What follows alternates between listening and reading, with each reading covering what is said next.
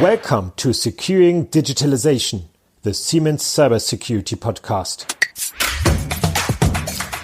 Our hosts, Natalia Oropeza and Mirko.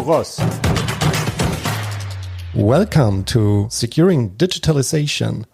And I have the pleasure to talk today about diversity and belonging in cybersecurity with my fantastic co-host, the Chief Cybersecurity Officer of Siemens, Natalia Oropeza. And for me, it's a pleasure to talk again with the fantastic Mirko. Thank you for having me again here, Mirko. Yeah, and we have a special guest today in the show. Yeah, it is a very special guest because she is someone to whom I can speak my two favorite topics, cybersecurity and diversity. So this doesn't happen every day. So thanks a lot, Tyler Cohen for being here with us today. And the floor is yours. Maybe you want to introduce yourself. Sure. Well, first off, thank you so much for having me. I'm really pleased to be here. So my background is, most of my background in cybersecurity was with the Department of Defense, first as a Department of Defense forensic examiner and incident responder. And then I moved to the Defense Intelligence Agency, where I developed complex cyber special comms capabilities. And this is something that's very near and dear to my heart, cybersecurity and diversity. So I think this is going to be a lot of fun. So thank you so much for having me. No, thanks for joining. And I can only imagine the list of questions that my team will have when they know your background. So I am glad I didn't tell them before the podcast. Otherwise, I would have here a set of 1,000 questions for you to ask. But now I am going to ask, so how did you get your first job in cybersecurity? Tell me about it. Well, it was very interesting. I started my career, most people don't know this, as a DJ. Blue-haired DJ, and I decided I graduated in the late 90s, and I decided I wanted to get into cybersecurity. So I moved to San Francisco because that was the one place at the time that was hiring people without any cybersecurity experience. And it was very bizarre, Natalia. One of the things that helped me get jobs was my name. My name is Tyler. My middle name is Kevin. And back in the late 90s, early 2000s, we didn't have social media. So you would apply for jobs via email, and there was no picture. So I would apply, I would show up, and the people who were interviewing me, their faces would just drop, and they'd be like, "Oh, we thought you..." I'm like, "Nope."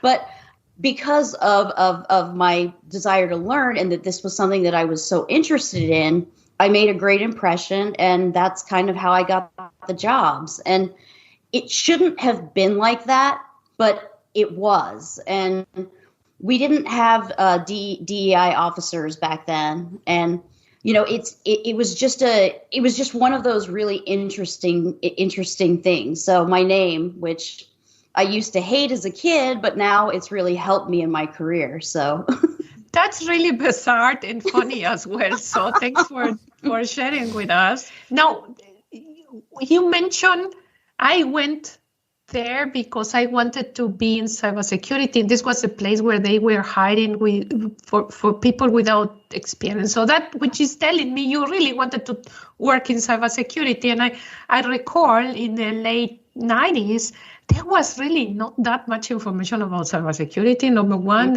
And number two, I don't think there was even a profession called cybersecurity. So tell me, why were you attracted to a topic like this? Well, I was a sociology major, criminology in college. That's what I graduated as. And I'm just really interested in how systems work and how you can protect them, but also how people work and how you can help them better protect themselves. So, and I was also, I was kind of a nerd growing up. I used to catalog my Star Trek tapes by star date. It just was one of those things. It was just inevitable. I'm sorry, Mirko. I know I see R2-D2 back there, but I'm more of a Star Trek fan. Well, you can't be always on the right side. Look, I'm the white guy educated in the hacker community. And I know how the hacker community is socialized in the past. So it's a very rude community. A lot of rude speech. A lot of old white people are into cybersecurity in the hacker community.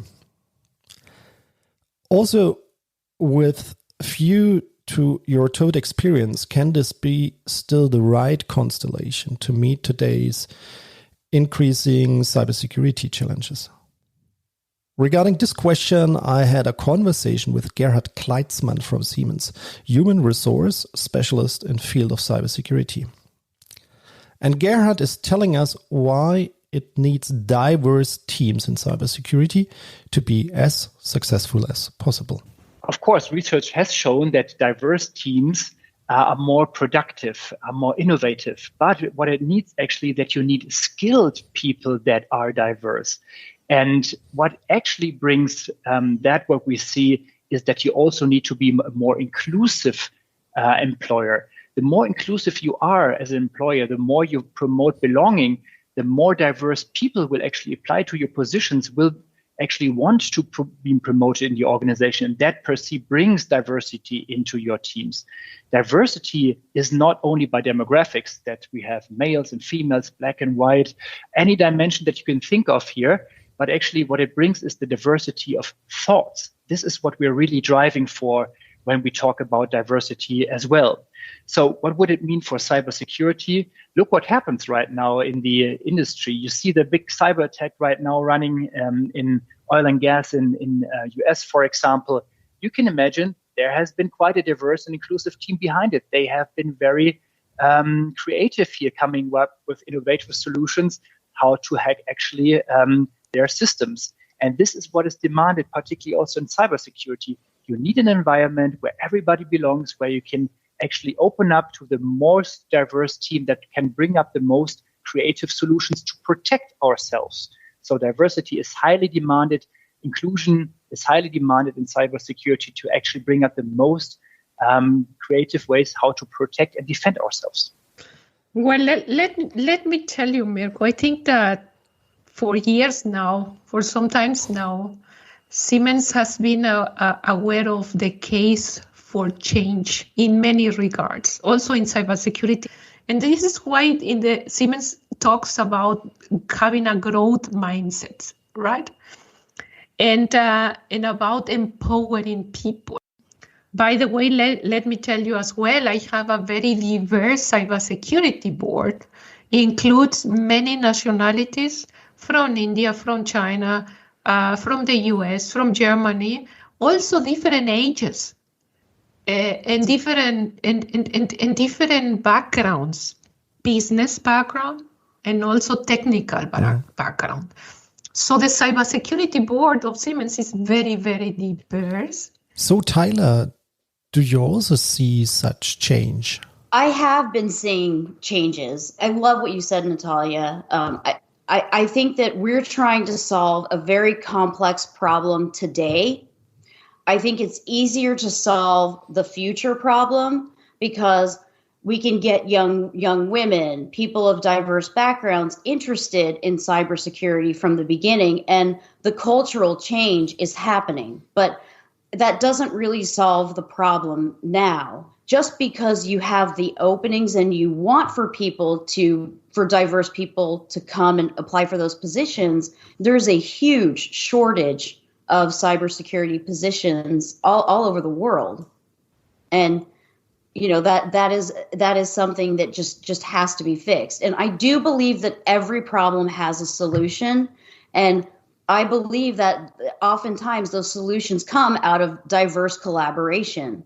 And when you're running a business and you're putting out a product, if you don't have a diverse set of eyes on the product and you can't be flexible in it, then your product is only going to be for some of the population. If you want your product to be for the entire population, it has to really be represented within the team that is developing that product. Hey, okay, let me summarize it.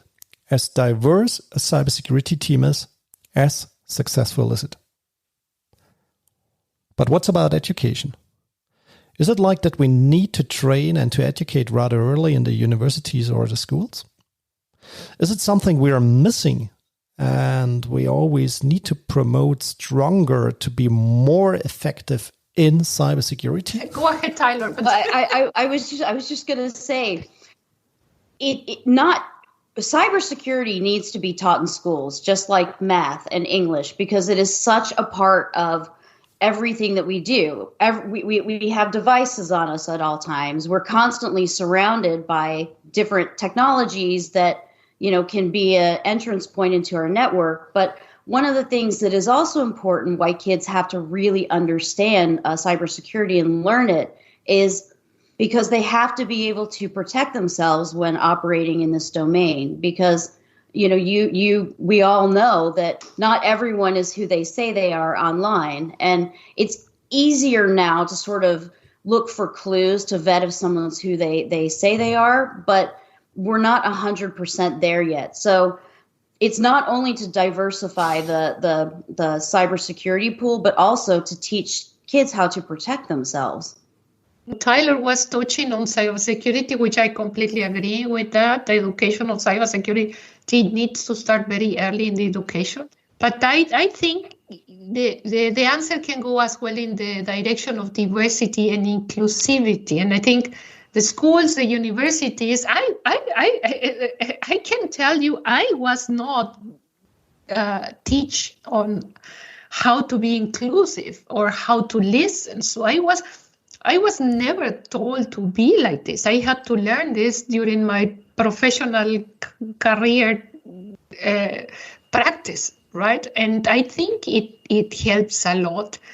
And I think it could even help with some of the problems that we see in the schools of discriminations and of racism and homophobia, so, right? So I think this kind of education is missing, to answer your question. Yes. Yes, I think respect is a good topic. And to me, Tyler, the question is, from your experience, the path we've talked about the past, about how it changed. So what do you think? What is needed on your path now to continue to get more diverse, more successful environment? I think it is a cultural shift. But I think it's going to have to be a somewhat global cultural shift because, like you said, Siemens is a global company. So it has to have a global policy. Changing the mindset is what is needed. And also just bringing in more diversity and more people, into the mix, because then you're going to get that perspective. And I'll give you a personal example. I am launching a startup. It is a global healthcare initiative, and it is completely different from anything else because our team is spread all around the world. We have that, and therefore we have different perspectives. We have we're seeing, the French perspective, the British perspective, and so on and so on. And it has helped enormously because having people coming from different backgrounds, it's helping us to make sure that the AI that we're going to be putting into this is not going to have an external bias. It's going to be looked at from, these multiple perspectives, and it can work. It does have to start really at the top levels and trickle down. And I'm not saying that grassroots organizations can't do it alone. It takes a lot of different people from grassroots all the way to the top to really make those changes happen. And I'm starting to see shifts, and that's really exciting for me. Now, last question from my side, Tyler. So what is your prediction for the future of cybersecurity? cybersecurity is going to change significantly. And we're already seeing, at least in the United States, there's regulations that are going to start coming down. The Colonial Pipeline hack was a really big deal because it put the United States, it put us in a terrible situation. It was very scary. And at some point, these hacks cannot, you cannot just get away with it. There has to be some type of incentive, and there has to be more responsibility, and cybersecurity has to be taken seriously. And again, it has to be a collaborative effort, because without it, things can get kind of scary. Yeah. Thank you, Taylor, very much. And it was a pleasure having you here today. Thanks for joining. Thank you. And thank you, Natalia, for being here. And to the audience, if you like the show, just drop us a like, give us a comment, and we are looking forward for your feedback. Thank you very much. Securing Digitalization, the Siemens Cybersecurity Podcast.